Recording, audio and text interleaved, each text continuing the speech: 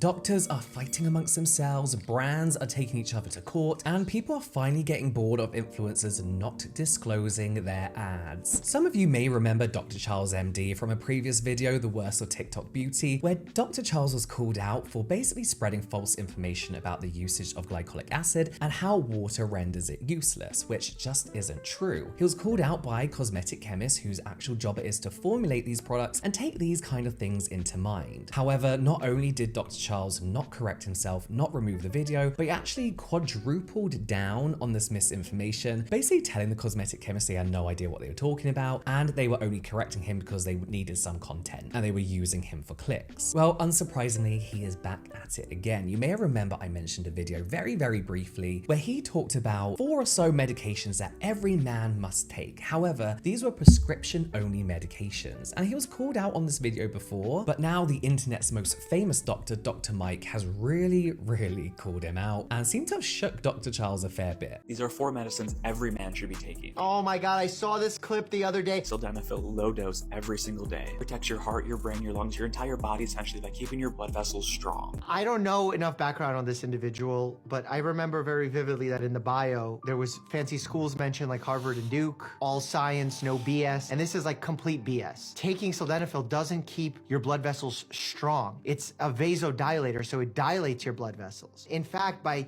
telling every guy that they should take it, you're literally potentially causing death. So upon seeing this video, Dr. Mike took it upon himself to leave a polite conversational comment trying to correct the misinformation in Dr. Charles's video, calling out Dr. Charles for basically getting everything wrong again and recommending prescription medication that, when taken with more common medications, can be very dangerous and even deadly. But of course, Dr. Charles doesn't mention this. So Dr. Charles makes a reply video in reply to Dr. Mike's corrections. However, not before blocking Dr. Mike, some of his associates, and even his dog Bear. Typical Dr. Charles fashion, right? Why just have a conversation, an educated conversation, when Dr. Charles is always right? He went to Harvard. After blocking Dr. Mike, Dr. Charles then makes a reply to his TikTok video. And this is where Dr. Mike posts his reaction to Dr. Charles's reply video on his YouTube channel with over 12 million subscribers. In this reply video, Dr. Charles says, "In this video, I talk about controversial longevity tips for men." However, Dr. Mike points out that not once in the initial video did he ever say these tips were controversial anywhere, not once, but now he's been called out, corrected over his harmful misinformation. Now they're controversial. Dr. Mike also goes on to say that in the comments, Dr. Charles was calling Dr. Mike a troll, a hater, much like how he reacted to the cosmetic chemist trying to correct him. He said that they were doing it just to get more views, just to create content, to get more clicks. In Dr. Mike's video, we see Dr. Charles actually then doubling down on the misinformation, with Dr. Mike correcting him and basically bringing in an actual expert, a cardiologist, who Dr. Charles has blocked, Danielle Bellardo, MD, who basically said in the politest way possible, this clearly isn't Dr. Charles's area of expertise. He doesn't know what he's talking about. He makes it very clear that he is speaking outside of his education and using his doctor title to feign authority on this topic. He then calls out Dr. Mike and is like, "Dr. Mike, you should know these are all prescription. No one can buy these medications over the counter." To which he is of course wrong again. He then has some interesting words of advice for Dr. Mike, which is, in my opinion, almost laughable. He says Dr. Mike should know that these videos aren't medical advice, it's for education. To which Dr. Mike is like, "So why are you creating medical advice videos?" The video literally says every guy should take these medicines. It's medical advice. Dr. Charles goes on to make actually a fair point, which is something I always say about why I dislike certain experts online, is that when you go on platforms like TikTok and you make short form content, some of these nuances get lost. They do. You can't have these long, important conversations, nuances on these important topics on TikTok. You just can't. However, as I mentioned before, there are plenty of doctors and professionals in their field of expertise, scientists who actually manage to navigate this area very well. I would suggest not creating videos with such extreme nuances as prescription medication, for example, that all guys should be taking, and putting that in a 15 to 60 second video, just from a social media perspective. What's funny about Dr. Charles's reply video to Dr. Mike is that he kind of exposes himself and his lack of being able to do basic research, or really taking in what he's researching. Obviously, he graduated from Harvard, so he must know how to do basic research, but maybe social media has gone to his head a bit and he's kind of forgotten. In Dr. Charles's reply video, he's discussing a particular enzyme, enzyme 4, before. Dr. Danielle Bellardo actually points out that the paper behind him actually says enzyme 5 is literally right there in the background he's using for his TikTok video. He then goes on, it gets worse, then goes on to take sound bites, video clips of things Dr. Mike is saying and then use it out of context. He accuses Dr. Mike of saying exercise is meaningless, and he uses that to try and shame Dr. Mike, when if he had just played that clip for a few minutes longer, he would have seen that Dr. Mike is quoting something saying exercise is meaningless for weight loss. He then goes on to discuss the nuances of that phrase. Dr. Charles is literally showing us in real time that he is cherry picking to prove his point. Like the EWG, Dr. Charles finishes in a very bitchy Dr. Charles kind of fashion, very unprofessional if you ask me, by recommending Dr. Mike get some new ideas for content creation. Much like when he suggested that the cosmetic chemists who were trying to correct him were just trying to correct him because they wanted views and clicks and traffic their way. Almost like Dr. Charles believed his content is somehow better than theirs, or his social media strategy is better than theirs, which I find funny because Dr. Mike focuses on debunking misinformation via himself or by bringing in relevant and leading experts in their field, of which Dr. Charles has become one of those leading voices of misinformation. And looking at certain analytics like video views, Dr. Mike seems to be doing just fine without Dr. Charles's advice. In fact, me and Dr. Charles get roughly the same amount of views on TikTok, despite me having 200,000 and him having just under 10 million. Another example of Dr. Charles offering advice outside of his area of expertise. Now, Dr. Charles did actually face a fair bit of backlash after this. His comments were full of people being like, fake doctor, medical degree from Temu, and he posted an apology video of sorts, which serves as more of like a I got caught doing something bad by someone who gets more views than me, so now loads more people know who I am in a bad way type of video. And he admits he's wrong, to be fair. He does apologize to Dr. Mike too, and apologizes for posting content as dangerous and misleading as the one he had posted. The video is now gone, I believe he deleted it. However, he does say in this apology video that his strategy is to never engage in negative discourse, and that when that discourse comes from a colleague, the best response is always a discussion. He then talks about himself for a while. Hey friends, it's Dr. Charles. I received a ton of feedback about a post I did a few days ago talking about 4 medicines that every man should take, including low-dose phosphodiesterase inhibitors. I want to come on here and explicitly tell you that I was wrong. I wanted to share my interest, but I 100% should have been more clear. And I want to apologize for making a generalization that can be misinterpreted. But more importantly, I want to apologize for my response to the criticism that I received. As I've done this content creation over the past 3 to 4 years has always been to never engage in negative discourse. Obviously not a perfect strategy, and when that criticism comes from a colleague, the best response is always a discussion. Mike, you are unblocked and you have my personal number. I'd love to continue the conversation. There's no shame in admitting that we got something wrong and want to do better for the future. I then left a comment actually asking if this is the same for the cosmetic chemist that he blocked for trying to correct him and have a adult professional discussion, but my comment didn't appear in his comment section, which can be for a few reasons. 1, his blocked certain words like cosmetic chemist, glycolic acid, I don't know. Or 2, comments get held on TikTok. TikTok is very bad at filtering comments. Like, I'll look at my filter comments and they're so random. They're not rude, they're supportive, they're really nice, they don't even have swear words in, so it's probably just that, to be fair. Most of the comments were unimpressed by his apology, to be honest, because like I said, it's too little too late. This isn't an influencer apology. This isn't an influencer who got caught not disclosing an ad, so now they're apologizing. This is a medical professional using his title to spread misinformation that can have serious real-world consequences. You expect better of these highly educated people. Speaking of undisclosed ads, do you know who Grace Beverly is? I didn't until a few days ago. There are too many influencers nowadays, you can't know them all. To really oversimplify what she does, she's a fitness influencer by the looks of things, and she owns a few brands, which include Tala, I think it's pronounced, a sportswear, a fashion brand, Shreddy, which is a kind of on-demand fitness platform, classes and diet plans. This is why I've never heard of her. Fitness isn't for me, obviously. And the Productivity Method, which is kind of like an online planning kind of business. And she also has a podcast, which is very well known. Well, she is in a little bit of trouble with the ASA after a few videos featuring non-disclosed ads. The Advertising Standards Authority is the UK's independent regulator of advertising across all types of media, not just social media. And they recently reviewed a number of complaints about undisclosed advertisements on Grace Beverly's social media account. I keep calling her Beverly. That's 2 Instagram reels and 4 TikTok posts on her account featuring her own brand Tala. And these are kind of like product reviews, giveaways, product announcements of all items of clothing from her own brand. When the ASA kind of gave them this official complaint, Tala basically responded by saying, well, isn't it obvious? It's Grace Beverly. It's her brand. Everyone knows it's her brand. If you go to her bio, it says CEO of, or founder, whatever, of Tala. Go to a Wikipedia page. It says Grace Beverly, Tala. And that had Grace Beverly put ad in all of her content featuring these clothes, people would have maybe been a bit more misled. Maybe viewers would have thought that she was just an influencer doing a one-off job with a brand and not the CEO and founder of this brand. And in fact, ad would have confused viewers and followers because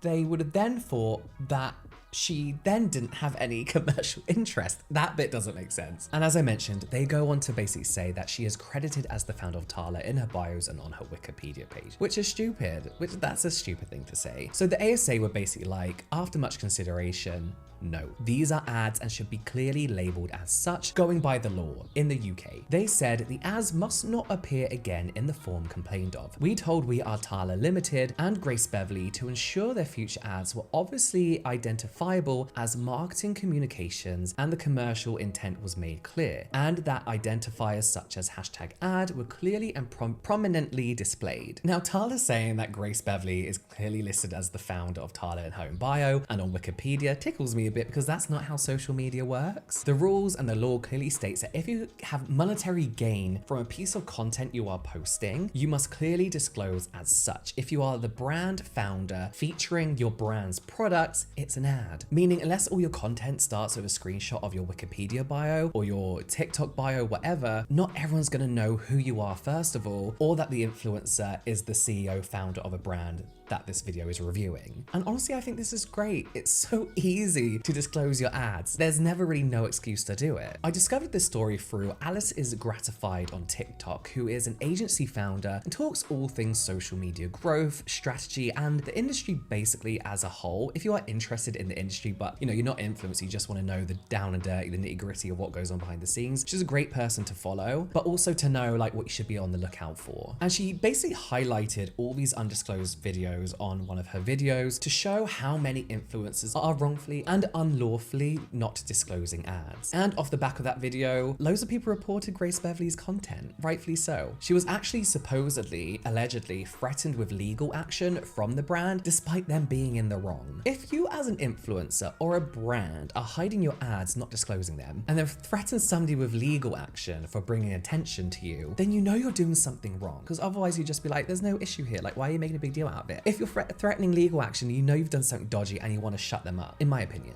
And I don't know who the team is behind Grace Beverly. She seems very busy. It wouldn't surprise me if she has someone posting this content for her, but putting ad is one of the very basics of posting paid content or your own brand's content in the UK at least. And it's the bare minimum that you should know as an influencer, or your management should know as an influencer, is to disclose adverts. If I posted an ad and forgot to put hashtag ad, my manager would be straight on the phone 20 seconds after I posted, you forgot to put ad, you forgot to put gifted, correcting spelling mistakes, making sure I'm using all the relevant hashtags that were agreed with the brand that I'm working with. Their managers should be on it. I honestly think it's great that influencers get called out for this kind of stuff. I love it when somebody in my comments is like, is this an ad? Sounds like an ad, because the influencers you follow, you know their tone, like you know if they're reading off a script or they're hitting certain points. When somebody says you forgot to put ad, I'm so grateful because it means I can go in, quickly add it, it's clearly disclosed. It happens. You're so in your head about posting the right things, saying the right words, doing the right hashtags. Make sure you're posting at the right time. Sometimes you do forget to put ad. But as I said, I like this. I agree with this. I like people being called out on this kind of stuff because it's deceptive. And that's the reason I make these kind of videos. The reason I did Instagram versus reality when beauty turns ugly is not to create some fun drama with brands and other influencers. It's because I hate being lied to. I hate being deceived. I am an influencer, but I'm also still a consumer of product and social media content and advice that professionals are giving, reviews that influencers are giving. I still consume that. I hate anyone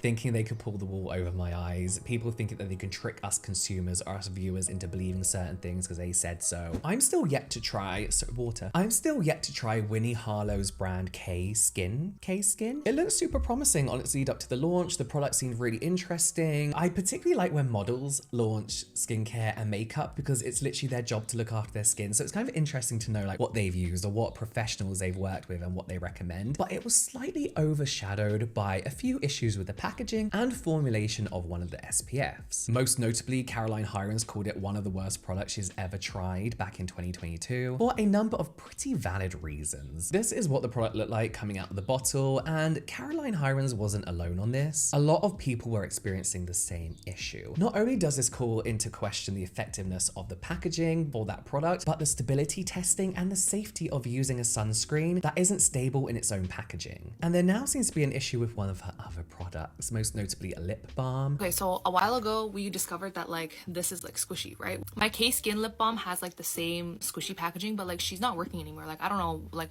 look at that. Like my girl is prolapsing and nothing is coming out. Never did I think I'd see the day that people were describing their lip balm as prolapsing. It's relevant though, I get it, but this is the situation over on TikTok. Now, no one really knows why these lip balms are prolapsing like this, but Alison Turquoise, who works in cosmetic packaging, her content is amazing. Please go and follow. It could be due to a manufacturing process, seen as of course these tips go through like a melting, reheating kind of process, obviously to create that shape, right? Molding. And we can see from these videos that a lot of people were not only experiencing this after being absolutely fine using their product, but also the samples in the shops were also prolapsing. Nothing has been mentioned, confirmed, or denied by the brand, but it's weird considering that this is such a common applicator type and every brand is launching their own version of whatever color lip balms. It's odd to see a manufacturing issue like this on something so common. Whether you like them or not, Nivea and Pond's are two very iconic beauty brands all across the world. Staples in many people's skincare routine, especially in India where the two were having a legal battle over moisturizer. Back in 2021, the manufacturer of Nivea accused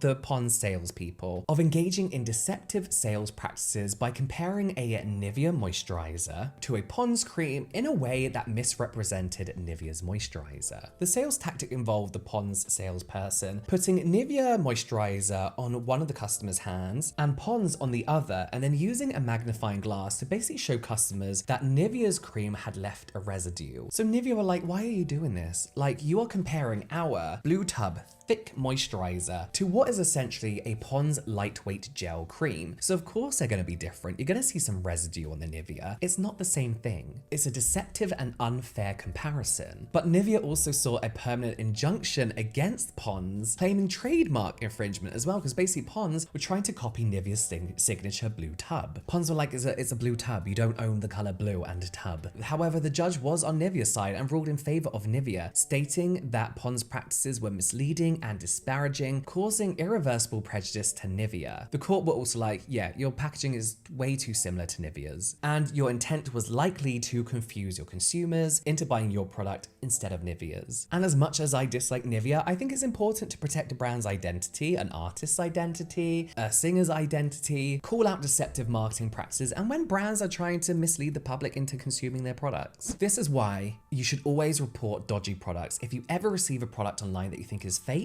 or not legitimate in any way, you should report it. After receiving a number of complaints from people who had thought they were buying designer skincare and makeup online, but received in place some kind of weird, dodgy, not quite right looking products, the head of the Consumer Protection Police Division in Thailand actually took it upon themselves to investigate these complaints. And when they saw the products that the customers had bought, they were like, yeah, these are kind of dodgy. They aren't registered in any way. There's no Thai labeling. They were also sold suspiciously cheap for designer goods. We're talking brands like YSL, Chanel, Christian Dior, etc. So they managed to trace these products through the online orders back to a warehouse which was owned by a Mr. Q Chan Lin, who was a Chinese citizen living in Thailand at the time. However, he wasn't at the warehouse when the Thai police arrived, so instead they arrested a woman who they presumed was working there, and she basically told the police that these are all Mr. Q's products. They were like, he gets them from China in bulk, and there's a lot of products. He buys these fake products from China, then resells them online in Thailand with over 44 different online shops that he runs, shipping over 2,000 to 3,000 products a day, still selling them at a profit, but still relatively cheap in comparison to their official designer prices, potentially earning himself over $27,000 a year. That is a lot. So this is still a current story. The officers are gathering more evidence and have requested an arrest warrant for Mr. Q. So if and when he enters Thailand, he's going to be arrested and legal action will be taken immediately. So I'll keep an eye on this story. It's always interesting to see